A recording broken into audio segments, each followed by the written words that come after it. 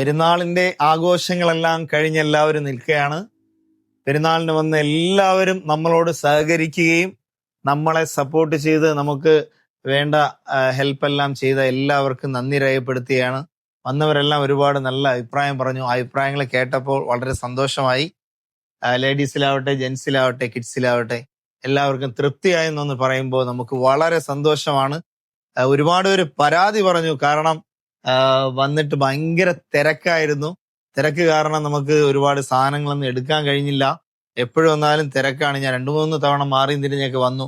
വന്ന സമയങ്ങൾ മുഴുവനും തിരക്കായിരുന്നു എന്ന് പറഞ്ഞു. ഇൻഷാ അല്ലാ ഉറപ്പായിട്ടും മനസ്സിൽ തട്ടി തന്നെ പറയുന്നതാണ്. അടുത്ത തവണ നിങ്ങൾ വരുമ്പോൾ അത് പരിഹരിക്കുന്ന രീതിയിൽ ഇൻഷാ അല്ലാ മാർഗങ്ങൾ നോക്കാം എന്നാണ് ഞാൻ പറയുന്നത്.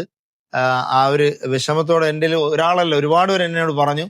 അത് ഇൻഷാ അല്ലാ നമുക്ക് അടുത്ത തവണ പരിഹരിക്കാം.